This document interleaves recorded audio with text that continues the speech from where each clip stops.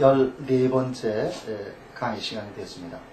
지난 시간에 이어서 강의를 계속하도록 하겠습니다. 이렇죠. 이제 이런 팔 가지고 문법적인 분해를 할 때에 자, 인칭 3인칭이다. 3인칭입니다. 그 다음에 남성입니다. 그리고 그것이 단수입니다. 이렇게 이 순서대로 한다고요. 가만히 보면요. 왜 3MS 이런 순서를 했을까? 뭐 단수 먼저 쓰고 그 다음에 또 뭐 남성 쓰고 3인칭 써도 뭐 틀릴 건 아니죠. 그러나 가만히 살펴보면요. 다 이유가 있어요. 보니까 사람 쪽에 나냐 너냐 그냐 이제 인칭을 먼저 다뤘다는 것을 알 수 있어요. 자, 이렇습니다. 3인칭이고 남성이고 단수입니다. 그리고 이 동사의 동작이 끝났는가 끝나지 않았는가. 그래서 perfect를 사용해서 이렇게 약자로 CF를 씁니다. 이 동작은 끝났다는 것이죠. 그 다음에 말이죠. 여기 제가 이렇게 paid 써놓고 점을 찍었고요. I 써놓고 점을 찍었어요. 남의 이렇게 써놨습니다. 이건 뭐냐면 이 동사의 원자모음을 밝혀주는, 즉 답안을 작성하는 쪽이 이제 저희라고 한다면요, 공부하는 사람이라 한다면 적어도 이런 구성으로 이제 문법적인 그 해석을 하는 것이죠. 자, 3인칭입니다. 남성입니다. 단수입니다. 동작은 끝난 겁니다. 그 끝난 것과 그럼 반대되는 건 아직 안 끝난 것. 미완료. I am 붙여가지고요. imperfect. 아직 미완된 것. 그것이 이제 그 대조되는 겁니다. 그 다음에 요 동사는 어떤 동사가 됐든지 간에 이 동사의 어근, 루트, 소위 말하는 루트요. 그 어근, 동사 어근은 피에이요, 아인이요, 라멧이다 라고 이렇게 점을 찍어서 이와 같이 표시를 해주는 것이 원칙입니다. 물론 이 점도 생략해서 그냥 페이 쓰고 아인 쓰고 라멧 써도 상관없지만 원리 원칙대로 한다면 이렇게 자 페이 자리에 뭐 이 경우는 뭐 이렇게 지금 뭐 일치되고 말았습니다만 자 1자리에 페이고 두 번째 자리에 아인이고 세 번째 자리에 라멧이다. 근데 하나 더 남았죠. 뭐냐면 해석을 해야 됩니다.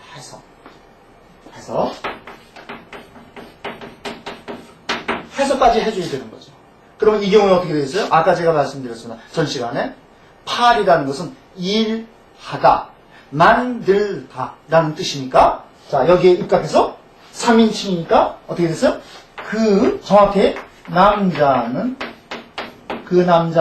뭐 받은 는 상관없어요.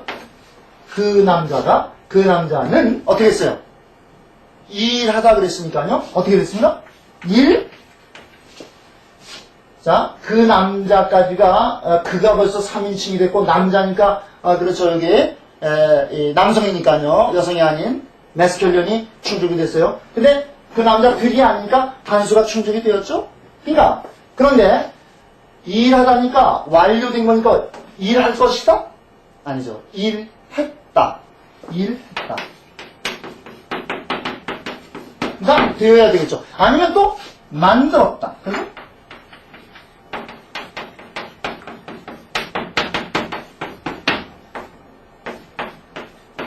이렇게 되겠죠.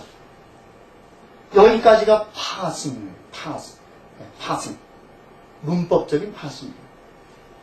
3인칭입니다. 남성입니다. 단수입니다. 완료됐습니다. 그리고 어그는 루트는 페이요, 아인이요, 라밋입니다. 이렇게 페이요, 아인이요, 라밋입니다. 라고 표시를 해주고 나서 해석까지 그 남자가 만들었다. 뭐 만들었습니다. 뭐 존칭은 뭐. 그러나 이제 기본적으로는 그 남자가 만들었다. 그 남자가 일했다. 그 남자가 쪼갰다. 예. 그 남자가 뭐 이렇게 만들었다는 거예요. 요렇게까지가 파싱하는 방법입니다. 그러면 여기다 다른 걸 한번 넣어볼까요? 이 동사 아니고 만약 여기가 1인칭일 수도 있고 2인칭일 수도 있겠죠. 자, 그 다음에 여기가 남성이 아닐 경우가 있겠죠. feminine, F를 씁니다. 그 다음에 여기가 단수가 아닐 경우가 있겠죠. 복수일 때는 plural, 복수로 P를 씁니다. 그러면 다른 경우라고 한다면 EFP 이렇게 올 수도 있겠죠. EFP라고 한다면 어떻게 그 여자들이 되겠죠. 나중에 이제 공부하면서 여기가 완료된 것이 아니라 할 것이다 그랬으면 여기 물론 형태가 여기가 똑같지 않습니다. 여기가 이제 달라지는 것인데요. 이렇게 되겠죠. 그러나 어근은 어떨까요? 어근은 어김없이 똑같이 페이요, 아인요, 그 다음에는 완료됐든지 완료되지 않았든지 간에 어근이야 변함이 없어야 되겠죠. 만약 이것이 미완료라고 한다면 어떻게 해서요? 그 남자가 일할 것이다. 그 남자가 만들 것이다. 이렇게 되어야 되겠죠. 자, 정리를 좀 해보겠습니다. 속도가 지금 이렇게 빨리 나가니까요. 이것만 정리를 해보면 그렇습니다.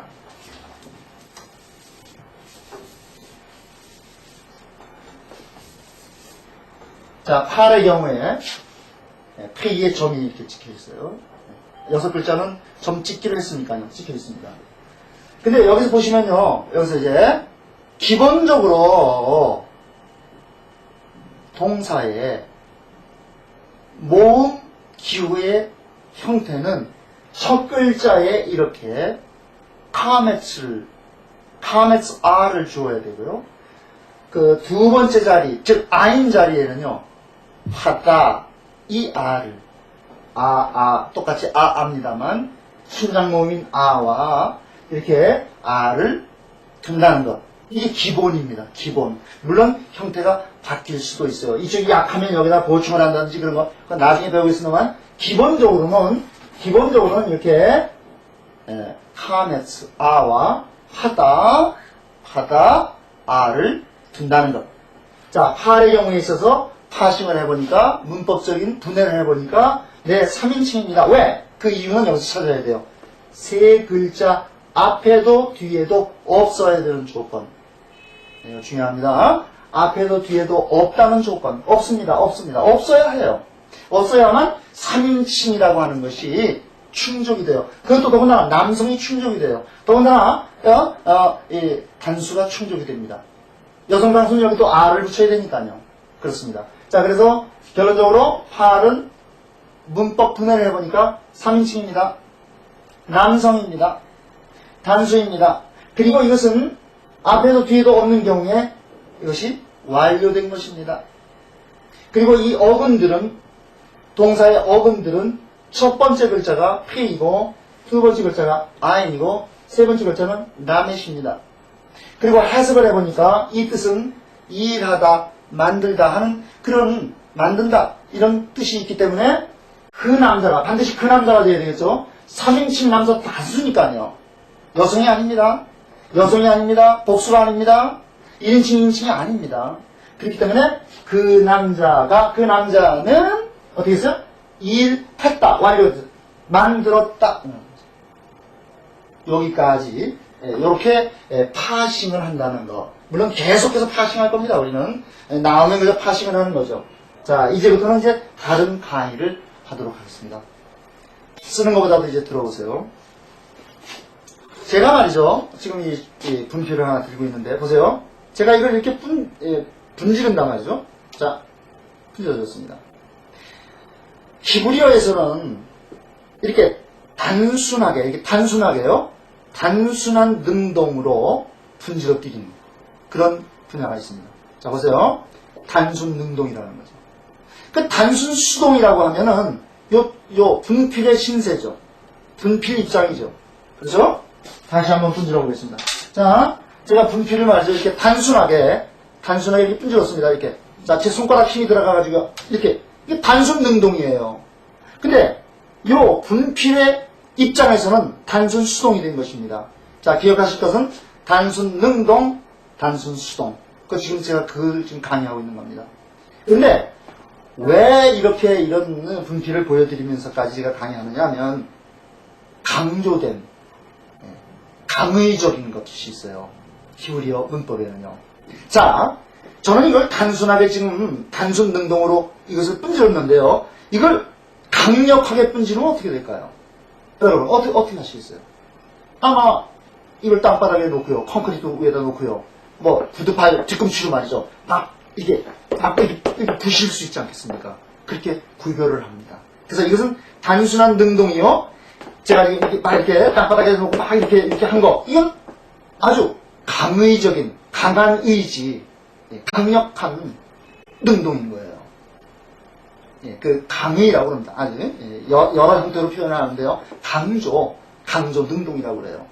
그러면 그 경우에 있어서 제가 이렇게 막 이 발로 이렇게 뒤꿈치를 이렇게 한 경우에 뭐 가루가 돼버렸겠죠. 이렇게 있잖아. 가루가 돼버렸지 않겠어요. 그러면 그때 이 불필은 강조 수동인 거예요. 자, 이해가 되시죠? 구별된다고요. 단순 능동과 단순 수동이 있는가 하면 강조된 능동과 강조된 수동을 지금 저는 설명하고 있는 겁니다. 그 다음에 말이죠. 순차적으로 강조 재규가 있습니다. 재규태라고 하는 것은요. 이 한자로 쓰면 다시 제자를 써가지고요. 그다음에 돌아올 귀자를 쓰는 건데 그것이 뭐냐면 행위의 한 결과가 그 행위를 한 사람에게 돌아오는 것을 의미합니다. 자, 제가 한번 해보겠습니다. 이런 경우죠. 제가 이 펜을 가지고요. 지금 제가요. 이렇게 손을 이렇게 딱딱 이렇게 때리고 있습니다. 이렇게. 그러면 때리는 것도 저고요. 제가 맞는 것도 저잖아요. 바로 요겁니다. 재규태라는 게 그런 거거든요. 제가 때립니다. 제가 분명히 때리는데 맞는 게 누가 때려? 제가 맞고 있어요. 그러니까 행위의 한 결과가 자기에게 돌아오는 것, 그것을 재규라고 합니다. 그렇게 말합니다. 자, 지금 여기까지 하면, 자, 단순한 능동이 있습니다. 그걸 팔이라고 그러거든요. 나중에 다 총 정리하겠습니다만. 그 다음에 단순한 수동은 니팔 그래요. 근데 강조된 그 능동은 PL 그래요. 그 다음에 강조된 그 수동은 푸알 그래요. 강조된 재규는 피트 파일 그러거든요. 자, 2개 더 남았거든요.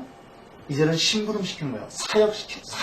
사역 능동, 히피오팔인데요. 자, 보세요. 제가, 제 제자에게 말이죠. 야, 김군, 너 가서 책 한 권을 사오라. 이렇게 말했다고 하면은, 물론 그것은 물론 명령태가 따로 있습니다만, 조금 명령태로 하지 말고, 야, 너 가서, 책을 한 권 사다 주렴? 이렇게 제가 부탁을 했어요. 그것이 바로 제 입장이 사역 능동입니다. 제 제자가 말이죠. 제 말을 들었잖아요. 지금 귀로 들었잖아요. 가서 책을 한 권 사오라 하시네요. 그 입장이 사역 수동입니다. 자, 그러면 제가 지금까지 강의한 것이 뭐냐면 단순 능동이 있습니다. 단순 수동이 있습니다. 강조 능동이 있습니다. 강조 수동이 있습니다. 강조 재규가 있습니다. 그 다음에 사역. 그 사역이라는 건 이제 저 한자로는 이제 이렇게 좀 써야 되겠는데요. 사역이 있잖아요. 이렇게 심부름 시킨다는 거죠. 이렇게 사역.